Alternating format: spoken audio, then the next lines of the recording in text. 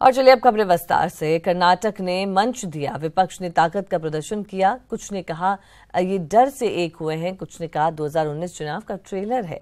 तो सवाल उठा है कि ट्रेलर तो हिट है, क्या फिल्म हिट होगी?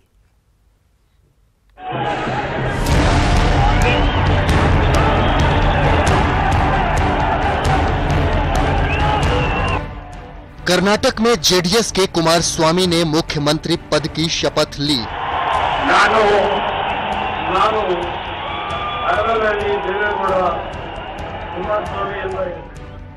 साथ ही कांग्रेस कोटे से दलित नेता परमेश्वर ने डिप्टी सीएम पद की शपथ ली।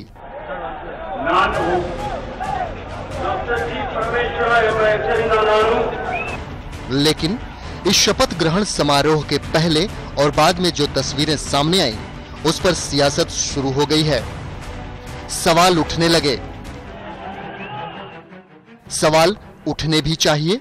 आखिर शपथ ग्रहण के बहाने मंच पर सोनिया गांधी, राहुल गांधी, अखिलेश यादव, मायावती, अरविंद केजरीवाल, ममता बनर्जी, चंद्रबाबू नायडू, पिनराई विजयन, सीताराम येचुरी, अजीत सिंह, शरद यादव, तेजस्वी यादव, डी राजा समेत कई दिग्गज नेता मौजूद रहे।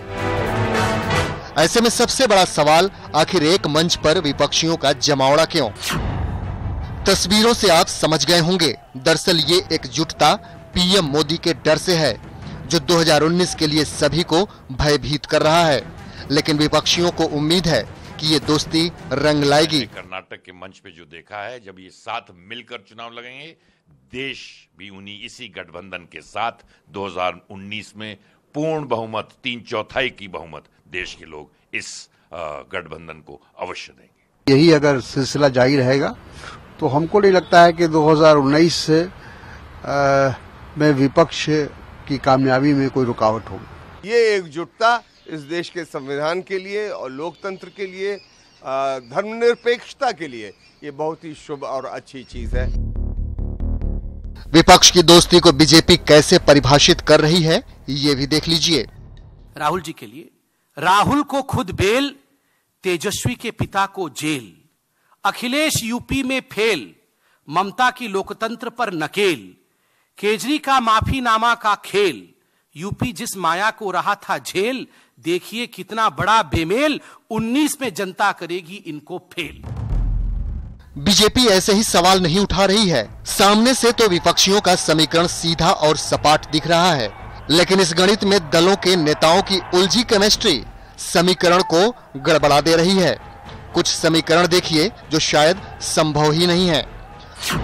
पश्चिम बंगाल में टीएमसी कांग्रेस का साथ, उड़ीसा में बीजेडी कांग्रेस का साथ, महाराष्ट्र में एनसीपी कांग्रेस का साथ, आंध्र प्रदेश में टीडीपी कांग्रेस का साथ, तेलंगाना में कांग्रेस टीआरएस का साथ, दिल्ली में आम आदमी पार्टी और कांग्रेस का साथ। मतलब साफ है, विपक्ष ने जिस फिल्म 2019 चुनाव का ट्रेलर लॉन्च किया, वो अभी तो हिट नजर आ रहा है, लेकिन फिल्म को हिट कराने के लिए विपक्ष को न सिर्फ एड़ी चोटी का जोर लगाना होगा, बल्कि त्यागियों की एक ऐसी टोली तैयार करनी होगी जो सब कुछ त्याग कर अपने में किसी एक को नेता चुन ले। Bureau report, news 18 network. और अब बात विपक्षी नेताओं की उस बातचीत की जो कुमारस्वामी के शपथ ग्रहण समारोह में भाग लेने से पहले की गई। सबसे पहले इन तस्वीरों को देखिए। तस्वीरें शपथ ग्रहण समारोह से पहले की हैं। एक कमरे में विपक्ष के कई नेता बात कर रहे हैं, जिनमें चंद्रबाबू नायडू, सीताराम येचुरी, डी राजा और अरविंद केजरीवाल सहित कई और नेता भी मौजूद हैं। अब सवाल यह है कि यहाँ बात क्या हो रही है। लाजमी है कि बातें भी सियासी ही हो रही होंगी। चलिए सुनवाते हैं कि आखिर यहाँ किस तरह इसकी सियासी बातें चल रही है। What is the message of this swearing? My only thing, sir. What I was just now, they were also asking. I said I come here only to say that we did not allow the BJP to succeed again, losing elections and forming government. They not hijacked, they kidnapped democracy. They lost the election, but they formed the government. Goa, Manipur, Meghalaya, Bihar. So they wanted to try here. They failed. That is a victory for democracy, victory for the opposition. So unless all the secular democratic forces come together, this sort of kidnapping of democracy cannot be prevented. That is, I think, that is the beginning for their fall and the beginning for restoring the democracy. Because everybody, how long do you think this government will last? I said that is not the requirement for us to. The victory lies in the fact that it's been found. Sadananda is making all kinds of statements. Sadananda, it will not last more than 3 months. अब बात तमिलनाडु की। यहाँ का तूतीकोरिन धधक रहा है। हिंसा में मरने वालों की तादाद बढ़कर 13 हो गई है। वहीं राजनीतिक दल इस आग में अपनी रोटी सेकने में जुट गए हैं, लेकिन जिस सवाल का जवाब अभी तक नहीं मिला है वो है कि आखिर तूतीकोरिन को जला कौन रहा है।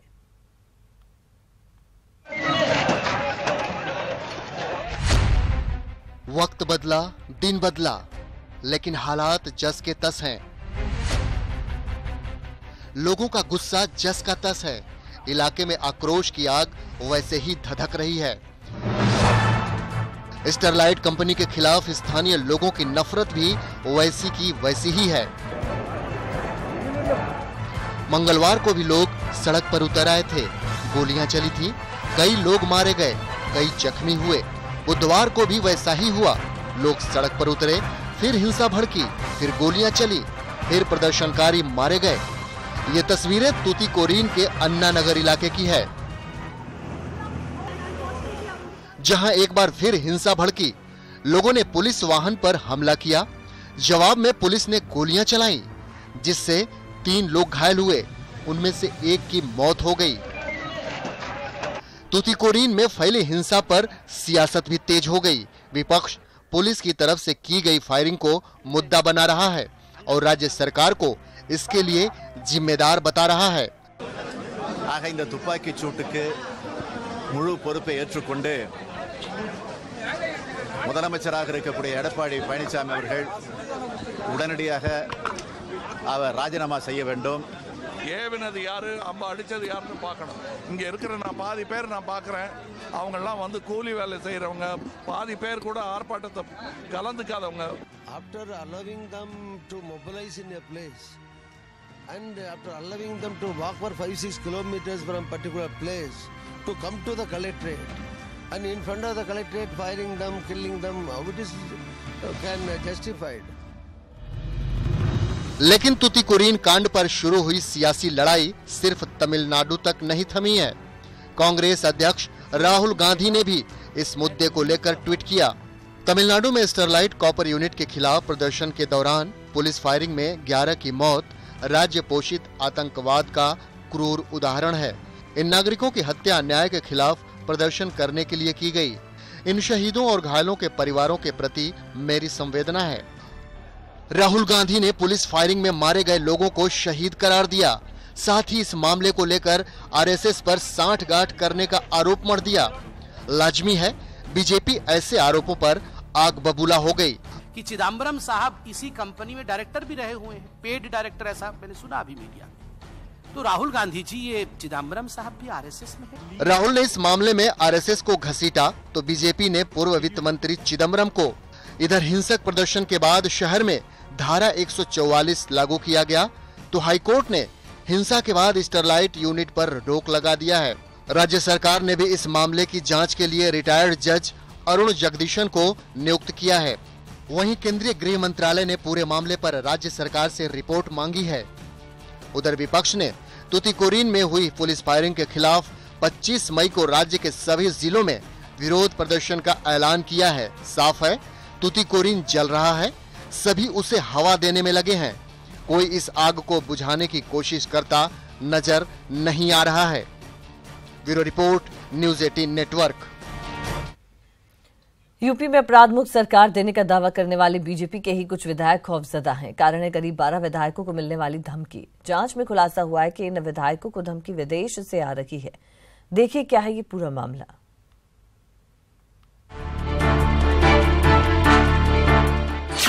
योगी राज में खौफ में बीजेपी विधायक।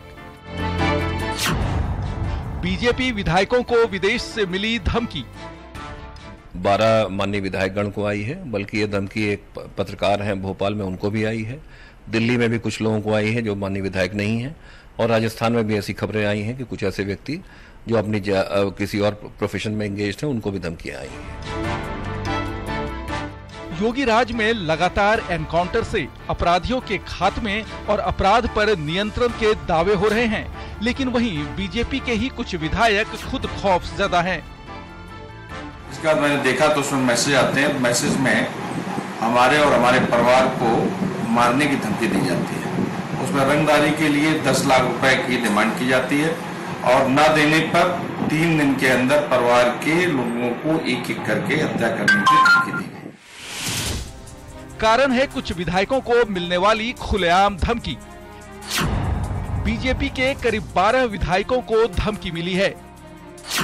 विधायकों से 10-10 लाख रुपए की रंगदारी मांगी गई है और पैसे ना देने की सूरत में परिजनों की हत्या की धमकी दी गई है। जिन विधायकों को धमकी मिली है उनमें बुलंदशहर, सीतापुर, गोंडा, कानपुर देहात, शाहजहांपुर, बरेली और बदायूं के बीजेपी विधायक शामिल हैं। हालांकि विधायकों को मिली धमकी के केस में जो खुलासा हुआ है वो चौंकाने वाला है। एक डर और डर की भावना जागृत करने के लिए, पैनिक करने की भावना से ये किया जा रहा है। किसके द्वारा किया जा रहा है, कहां से किया जा रहा है, इसमें इंटरनेशनल डायमेंशंस है। क्योंकि ये नंबर, लैंडलाइन का जो नंबर आ रहा है जिससे WhatsApp messages, threat, extortion threats आ रहे हैं, ये एक लैंडलाइन का नंबर है जो यूनाइटेड स्टेट्स में टेक्सास प्रांत में रजिस्टर्ड है। यूपी पुलिस के मुताबिक विधायकों को धमकी देने वाले शख्स का पुराना आपराधिक रिकॉर्ड रहा है। जिस व्यक्ति का नाम लिया जा रहा है इसमें, जिसकी तरफ से धमकी दी जा रही है, वो पुराना एक गैंगस्टर रहा है, इसमें कोई शक नहीं है। इस तरह का पहला वाकया बुलंदशहर की डिबाई सीट से बीजेपी की विधायक अनीता राजपूत के साथ पेश आया। उनकी शिकायत पर पुलिस ने मामला दर्ज किया। फिर आगे और भी कई विधायकों को धमकी भरे व्हाट्सएप मैसेज मिले। आपको बता दें कि लगभग सभी व्हाट्सएप मैसेज को एक तरीके से ही भेजा गया है, जिसमें लिखा गया है, अगर आप अपनी और अपने परिवार की जान की सुरक्षा चाहते हैं तो 3 दिन के भीतर 10 लाख रुपए की व्यवस्था करें। मैसेज में आगे कहा गया है, मुझे पता है कि आप पैसे की व्यवस्था तब तक नहीं करेंगे जब तक आप अपने परिवार से एक मृत शरीर नहीं देखेंगे। फिलहाल मामले की जांच जारी है। केस में विदेशी एंगल होने के कारण जांच में विदेशी एजेंसियों को भी शामिल किया गया है। मामला विधायकों से जुड़ा होने के कारण पुलिस कोई भी जोखिम नहीं लेना चाहती। Bureau report, news 18 network.